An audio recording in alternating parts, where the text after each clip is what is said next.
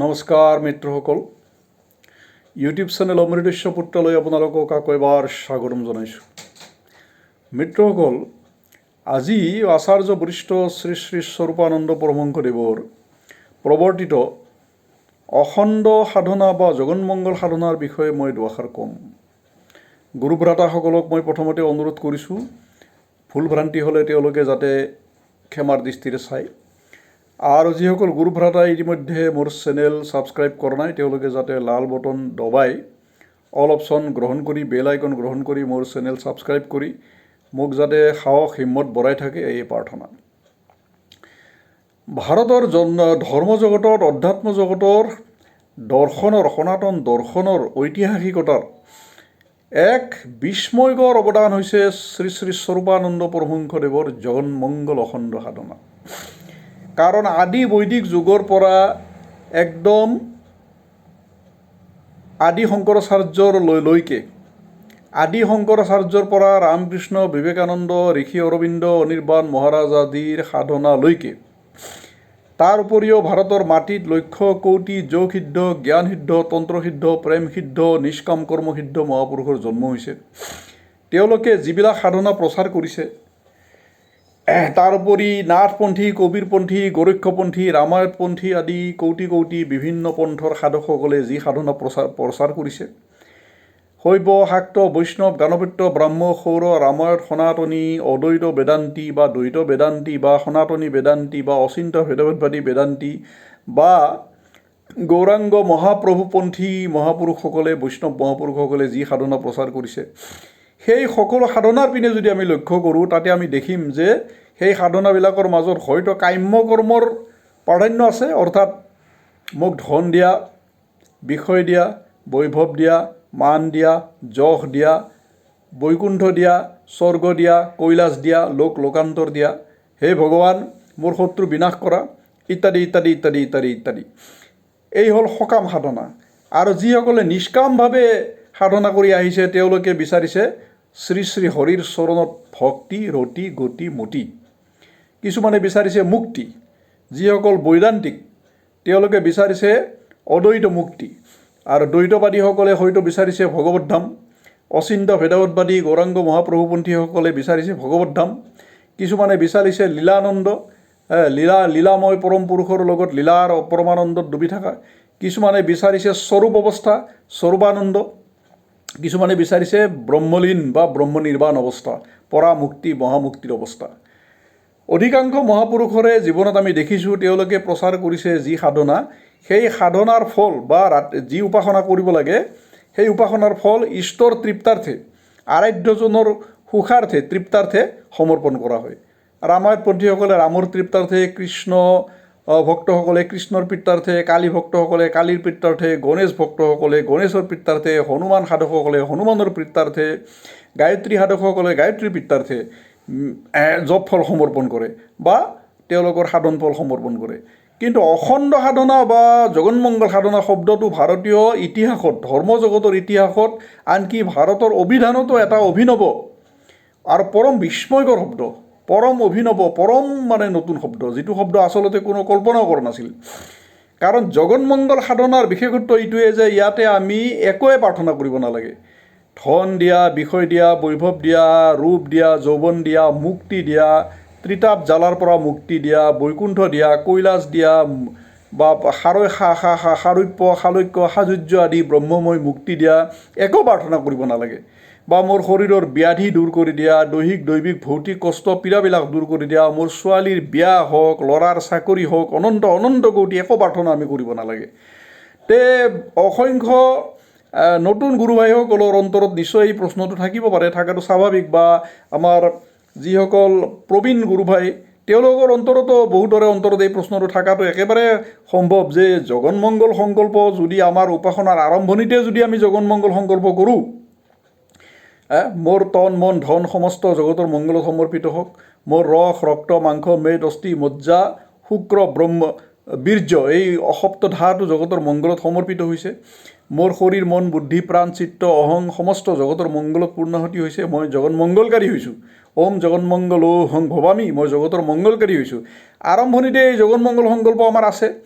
মাজতো আছে জগন্মংগল সংকল্প আৰু অখণ্ড সাধকসকলে কৰা প্ৰতিটো কৰ্মৰ মূলতেই জগন্মংগল সংকল্প আছে আৰু জপৰ শেষত ধ্যানৰ শেষত পূজাৰ শেষত সমাবেত উপাসনাৰ শেষত হৰিওম কীৰ্তনৰ শেষত সকলো নিষ্কাম কৰ্মৰ শেষত আকৌ কি আছে আকৌ জগন্মংগল জপ সমৰ্পণ আছে যে মই যি জপ কৰিলোঁ হে পৰম প্ৰভু মই যি ধ্যান কৰিলোঁ মই যি উপাসনা কৰিলোঁ মই যি মহাগায়ত্ৰী মহা ওংকাৰ মন্ত্ৰৰ যি সেৱা কৰিলোঁ মই যি পূজা ব্ৰত উপবাস আদি কৰিলোঁ বা কীৰ্তন কৰিলোঁ বা সমাবেত উপাসনা কৰিলোঁ তাক তোমাৰ চৰণত সমৰ্পণ কৰি দিলোঁ কোটি বিশ্বৰ অনন্ত কোটি প্ৰাণীৰ নিশ্চয় আৰোগ্য নিশ্চয় শান্তি নিশ্চয় কুশল নিশ্চয় মংগল প্ৰাৰ্থনা কৰি সকলোৰে দৈহিক ভৌতিক দুখ দূৰ হওক সকলোৱে পৰামুক্তি মহামুক্তিৰ অধিকাৰী হওক সকলোৱে সৎবুদ্ধি সৎবিচাৰ সৎজ্ঞান সৎবিবেক প্ৰাপ্ত কৰক সকলোৰে জীৱনত নিষ্কাম সৎকৰ্ম আহক সকলোৱে পৰাশান্তি পৰানন্দ পৰমানন্দ ভূমানন্দ দিব্যানন্দ প্ৰাপ্ত কৰক এই কামনা কৰি আমি জপৰ ফল সমৰ্পণ কৰিলোঁ ধ্যানৰ ফল সমৰ্পণ কৰিলোঁ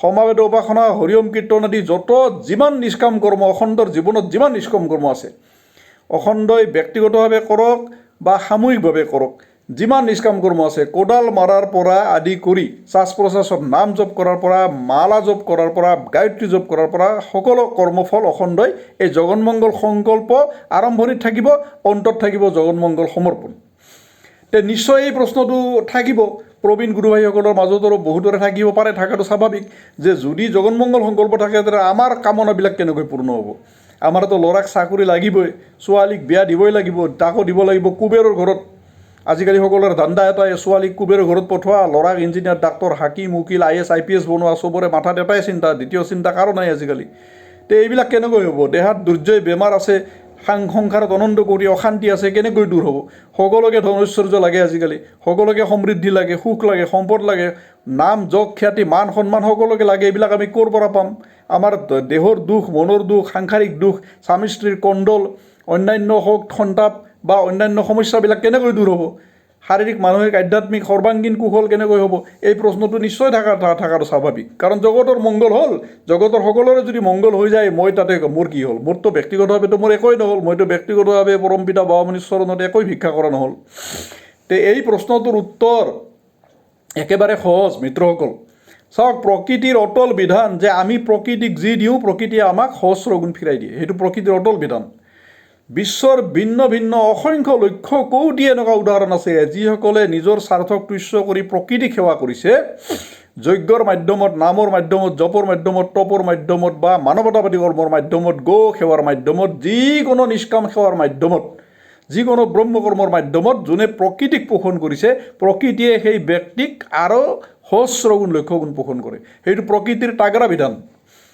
যদি আমি জগতৰ মংগল সংকল্প সন্মুখত ৰাখি জপ ধ্যান কীৰ্তন আদি সকলো কৰোঁ আৰু অন্তত যদি আমাৰ জপ ফল ধ্যান ফল সাধন ফল নিষ্কাম কৰ্মৰ ফল জগতৰ মংগলত পৰম পিতা বাবামণিৰ চৰণত যদি অৰ্পণ কৰি দিওঁ কোটি বিশ্বৰ অনন্ত কোটি প্ৰাণীৰ সূক্ষ্ম স্থূল কাৰণ শৰীৰধাৰী ভূত প্ৰেত দৈত্য দানৱ আদি ইন্দ্ৰ যম আদি দেৱজনীধাৰী সূক্ষ্মজনীধাৰী সৰ্বজনীৰ মংগল ভিক্ষা কৰি যদি আমি সমৰ্পণ কৰি দিওঁ তেতিয়াহ'লে আমাৰ যি কৰ্মৰ বীজ সৃষ্টি হ'ব সেই বীজেই বিশাল বটবৃক্ষত পৰিণত হৈ কিনে লক্ষ গুণ কোটি গুণ আমাৰ জীৱনত আকৌ ফিৰি আহিব শ্ৰী শ্ৰী বাবামণি কৈয়ে দিছে যত দিবি তত পাবি অসংখ্য উদাহৰণ আছে মই মাজে মাজে আহি থাকিম অখণ্ড ভিডিঅ'বিলাকত সেই ব্যক্তিসকলৰ উদাহৰণ লৈ কিনে মই আহি থাকিম বিল গেটছৰ দৰে এনেকুৱা অসংখ্য ব্যক্তিৰ উদাহৰণ দিম মই বা উইপ্ৰ কোম্পানীৰ মালিকৰ দৰে এনেকুৱা অসংখ্য ব্যক্তিৰ উদাহৰণ দিম যিসকলে জীৱনত যিমান দিছে তাতকৈ কোটি গুণ নিজৰ জীৱনত ফিৰাই পাইছে সেইটো প্ৰকৃতিৰ অলংঘনীয় অটল বিধান প্ৰকৃতিৰ লগত মই স্বতন্ত্ৰ সত্তা নহয় বিশ্বৰ পৰা মই স্বতন্ত্ৰ সত্তা নহয় জগত ব্ৰহ্মাণ্ডৰ পৰা মই স্বতন্ত্ৰ সত্তা নহয় কেৱল অজ্ঞান অবিদ্যাৰ কাৰণেহে স্বতন্ত্ৰ বুলি বোধ হৈছে তৰংগ সমুদ্ৰৰ পৰা যেনেকৈ স্বতন্ত্ৰ নহয় তেনেকৈ এই পৰম ব্ৰহ্মচৈতন্যৰ লগতো জীৱ চৈতন্য কোনো স্বতন্ত্ৰ সত্তা নাই অভিন্ন সত্তা তৰংগই অজ্ঞানবশতঃ ভাবিছে মই সমুদ্ৰৰ পৰা স্বতন্ত্ৰ বুলি গতিকে অংকাৰ সাধনাৰ বলত গায়ত্ৰী সাধনাৰ বলত প্ৰাণৰ সাধনাৰ বলত জগন মংগল সংকল্পযুক্ত সাধনাৰ বলত আৰু জগন মংগল সমৰ্পণৰ ফলস্বৰূপে মোৰ এক গুণ সাধনা অনন্ত গুণ হৈ গ'ল মই যদি নিজৰ কাৰণে কৰিলোঁ হয় তেনেহ'লে মই এক গুণ ফল পালোঁ হয় কিন্তু মই যিহেতু সমগ্ৰ জগতৰ নামত যিহেতু সমৰ্পণ কৰি দিলোঁ গতিকে জগতৰ অনন্ত কোটি প্ৰাণীয়ে মোৰ দ্বাৰা লাভান্বিত হ'ল তে জগতৰ অনন্ত কোটি প্ৰাণী যদি মোৰ দ্বাৰা লাভান্বিত হয়, সূক্ষ্ম স্থূল কাৰণ শৰীৰধাৰী ভূত প্ৰেত দৈত্য দানৱাদী দেৱজনী ধাৰী অনন্ত কোটি প্ৰাণী যদি লাভান্বিত হয়, তেনেহ'লে সেই পুণ্যফল কিমান হ'ল মোৰ? অকল মই নিজৰ কাৰণে কৰিলে মোৰ যদি এক হয়, তেনেহ'লে অনন্ত কোটি প্ৰাণীৰ কাৰণে কৰিলে মোৰতো অনন্ত কোটি হৈ গ'ল। দেখা দেখি কথা। তে মোৰ কিমান পুণ্যফল হ'ল? মই যদি সকলোৰে নামত যদি মোৰ জপ ফল, ধ্যান ফল, মোৰ সাধন ফল যদি সমৰ্পণ কৰিলোঁ, সকলোকে যদি বেনিফিট কৰি দিলোঁ, সকলোৰে শাৰীৰিক মানসিক আধ্যাত্মিক দুখবিলাক যদি দূৰ কৰাত মই যদি উপলক্ষ হ'লোঁ, সকলোৰে সুখ সমৃদ্ধি শ্ৰী সমৃদ্ধি আনন্দত, সকলোৰে জ্ঞান ভক্তি প্ৰাপ্তিত মই যদি নিমিত্ত হ'লোঁ, তাৰমানে সকলোৰে আশীৰ্বাদ পৰোক্ষভাৱে মোৰ ওপৰত আহিল। মই যি মুহূৰ্ততে জগন্মংগল সংকল্প কৰিলোঁ আৰু জগন্মংগলত সমৰ্পণ কৰি দিলোঁ, সেই মুহূৰ্ততে মোৰ সূক্ষ্ম মেছেজ ব্ৰহ্মাণ্ডত গুচি গ'ল যে মই স্বাৰ্থপৰ নহয়, মই স্বাৰ্থান্ধ নহয়, মই কেৱল নিজৰ সাংসাৰিক যন্ত্ৰণাবিলাক দূৰ কৰাৰ কাৰণে, নিজৰ সাংসাৰিক লোভ লালসাবিলাক পূৰণ কৰাৰ কাৰণে তাৰমানে মই ঈশ্বৰৰ নাম লোৱা নাই। তাৰমানে মই মোৰ লগে লগে কোটি কোটি প্ৰাণীৰ দুখ দূৰ কৰিব বিচাৰিছোঁ, পীড়া দূৰ কৰিব বিচাৰিছোঁ, কোটি কোটি প্ৰাণীৰ অশ্ৰু হৰণ কৰিব বিচাৰিছোঁ, কোটি কোটি দুখ দুৰ্ভাগ্য দপ্তৰ তাৰমানে মুখত হাঁহি ফুটাব বিচাৰিছোঁ, কোটি কোটি মানুহৰ জীৱনত সুখ সমৃদ্ধি সম্পদ জ্ঞান ভক্তি আদি দৈৱিক সম্পদ বিষয় সম্পদ মই তাৰমানে কামনা কৰিছোঁ। তাৰমানে এই অনন্ত কোটি প্ৰাণীক মই যি বেনিফিট কৰি দিলোঁ সূক্ষ্মভাৱে, এই বেনিফিটৰ পুণ্য ফল পুঞ্জীভূত ৰূপত পৰ্বত ৰূপত মোৰ জীৱনত আকৌ মোৰ আত্মাৰ মাজত ঘূৰি আহিল। এইটো ইয়াৰ ছায়েন্স। জগন্মংগল সাধনাৰ যিটো সূক্ষ্ম বিজ্ঞান, এই বিজ্ঞানটো হৈছে এইটো। আমাৰ প্ৰতিটো কৰ্ম, প্ৰতিটো চিন্তা, প্ৰতিটো বাক্যই তৰংগ হৈ কিনে লগে লগে ব্ৰহ্মাণ্ডত গুচি যায়, লগে লগে ব্ৰহ্মাণ্ডত গুচি যায়। তৰংগৰ পৰা শক্তি, শক্তিৰ পৰা ফিজিকেল ৰিয়েলিটি। আমাৰ প্ৰতিটো কৰ্ম চিন্তা বাক্য converted into vibration, vibration converted into power, power converted into physical reality. আমাৰ কৰ্ম বিচাৰ চিন্তাৰ প্ৰতিটো তৰংগই প্ৰথমতে ভাইব্ৰেশ্যন হ'ব, ভাইব্ৰেশ্যনৰ পৰা শক্তি, শক্তিৰ পৰা ফিজিকেল ৰিয়েলিটি। এইটো আধ্যাত্ম মনোবিজ্ঞানৰ এটা পৰম সূত্ৰ।